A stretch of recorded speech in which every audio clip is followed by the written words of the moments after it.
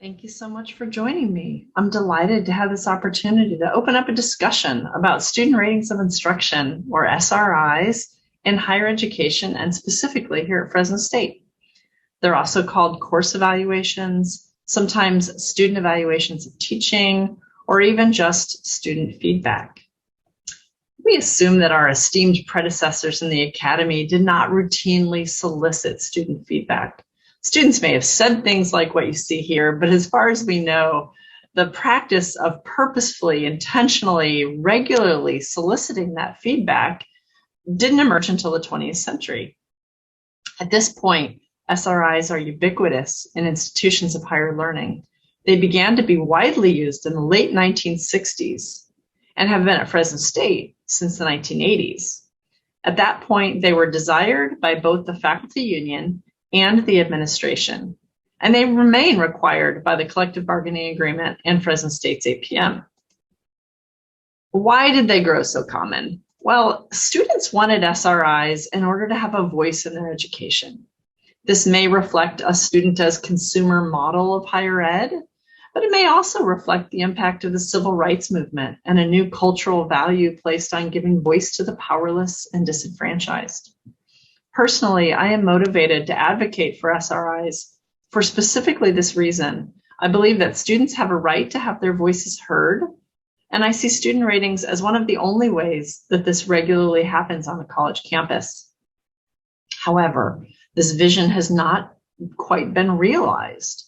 Surveys show that students value SRIs and believe that they have feedback to offer that can be useful, but they suspect that their input is not taken seriously by either their instructors or administrators.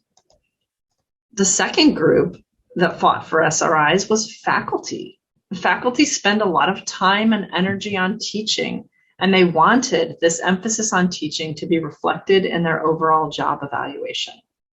Well, faculty got what we wanted, but we seem to now have some buyer's remorse.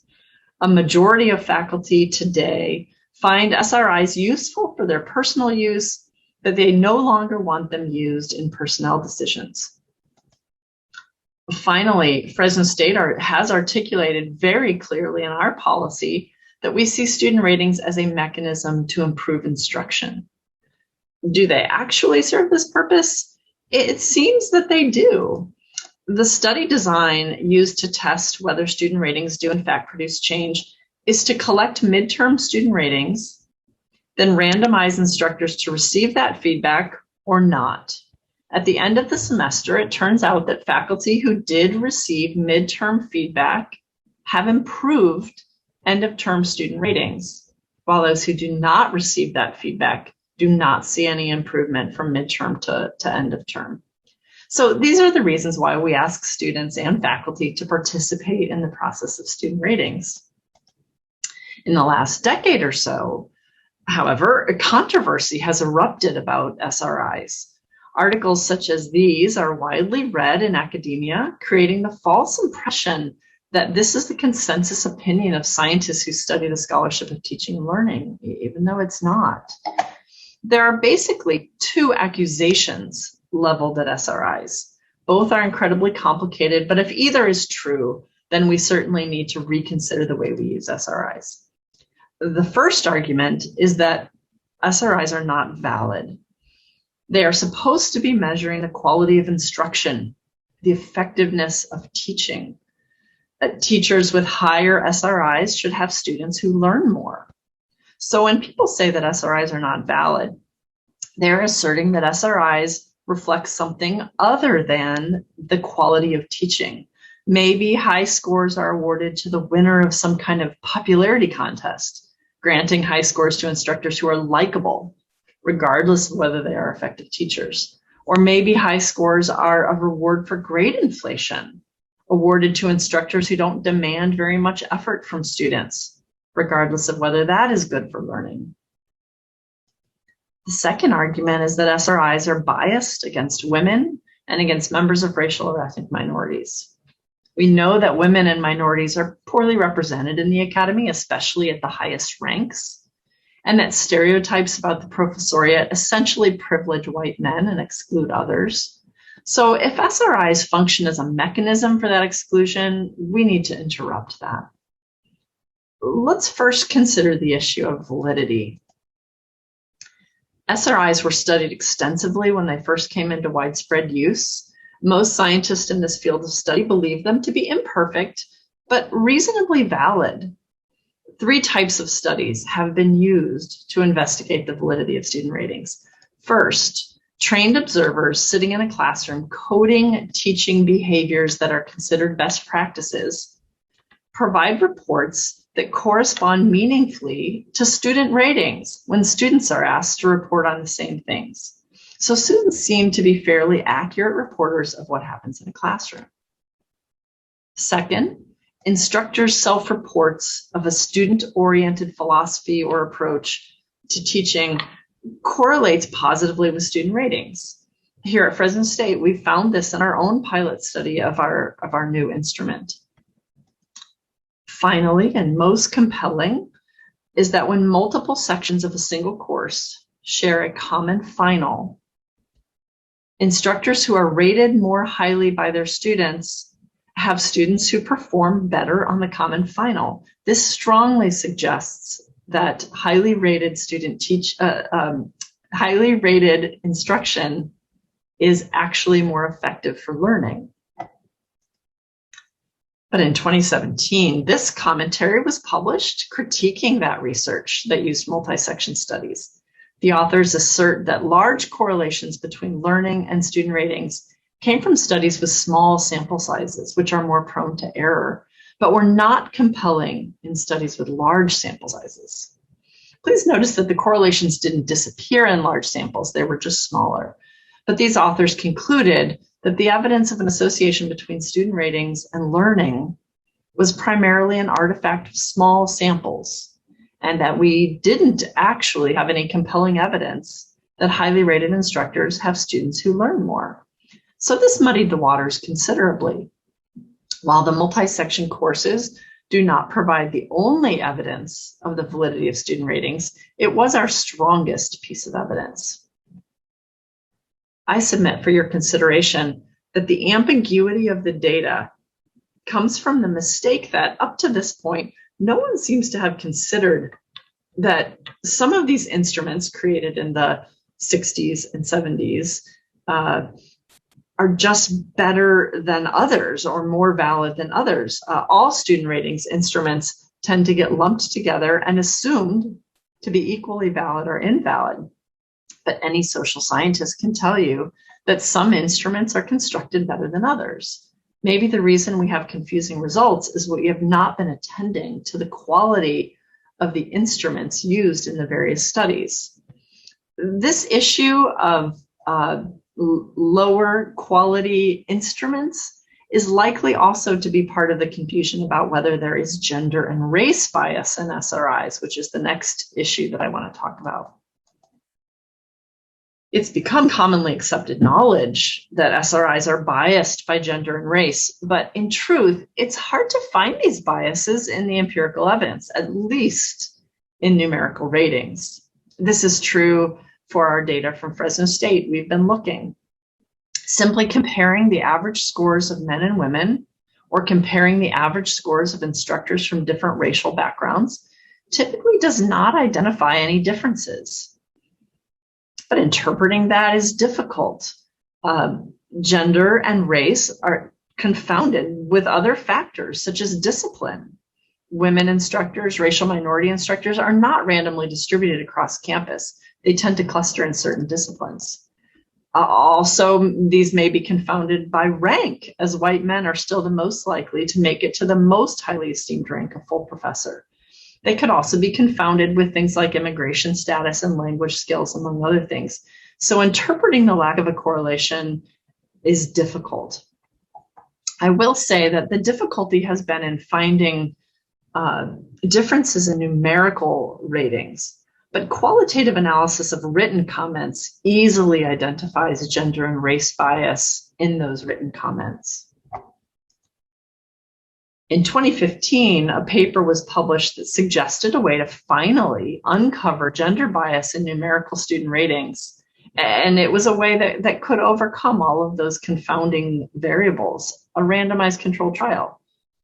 That was only possible in an online class in which the students only interacted with their instructor by email and discussion boards. Students were randomly assigned to a section of the course, and each section had a male or female instructor who presented themselves with a male or female name that did not necessarily correspond to their actual gender identity. The results of the study provided evidence that actual gender identity is unrelated to student ratings, but that instructors who are believed to be female are rated lower than those instructors who are believed to be male. And the difference was not negligible. It was half a point on a 5-point scale. That study was later replicated to test for the impact of race on student ratings. Race cannot be easily determined from names. So in this case, each course had a welcome video filmed by people of different races, reading from a common script, posing as the instructor of the course. In this study, there was a much smaller gender difference than had been found in the first study, 0.2 of a point on a 5-point scale, as opposed to half a point on the 5-point scale.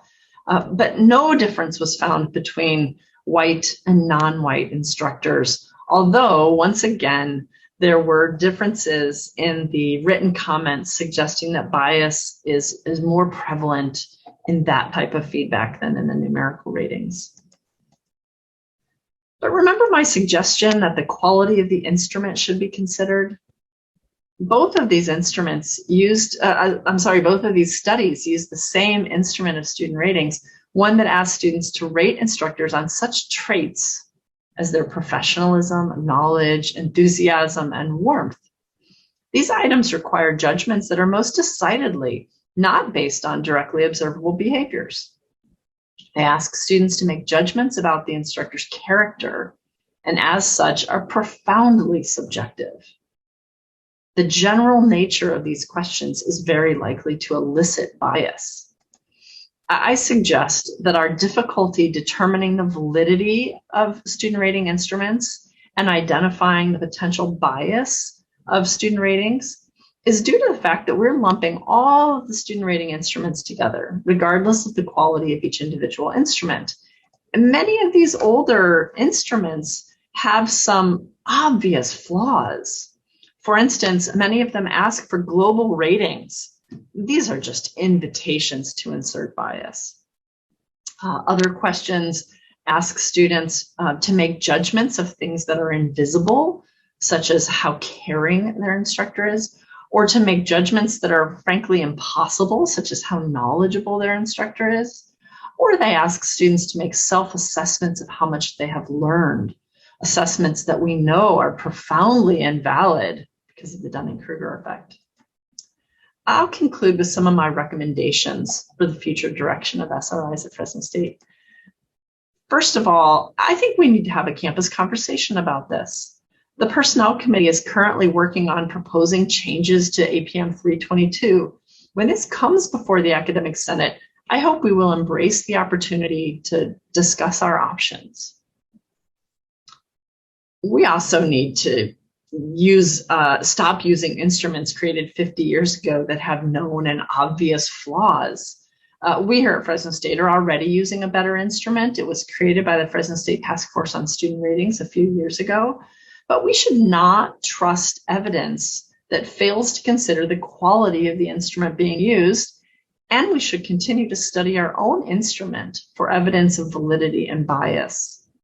In fact, if you happen to teach a multi-section course with a common final exam, please get in touch with me so we can consider the possibility of using your course to conduct a contemporary multi-section study. We know that gender and race bias show up in written feedback. I think we should continue to keep them out of personnel files. There are some good arguments for including comments, including the fact that they contextualize scores for us, that they give students a voice. But in my opinion, the presence of gender and race bias, obvious gender and race bias, overrides even those. there is a push nationally toward eliminating SRIs altogether. For the record, this has not been proposed by anyone at Fresno State. In 2020, the CFA requested some changes to our use of SRIs, but they did not propose abolishing them altogether. They simply proposed calling them student opinions rather than evaluations, which I think is a good idea. And they asked for a mechanism by which faculty could respond to ratings believed to be the product of race or gender bias. This already exists, of course, as we are allowed by our APM to respond to anything placed in our personnel files. But to the question of abandoning SRIs entirely, I think this would be a mistake. I believe it would disenfranchise students. And secondly, it would force us to rely entirely on peer evaluations for our assessment of teaching. And for the record, we have no evidence that peer evaluations are valid or that they avoid bias. Finally, I think we might consider using SRIs a little differently in the way that we evaluate teaching. Perhaps we could require faculty to demonstrate how they have used student feedback to make changes in their instruction, rather than requiring faculty to hit an arbitrary target score. I'm sure there are better issues, better ideas that you all will suggest. I look forward to being part of the conversation about this on the Fresno State campus.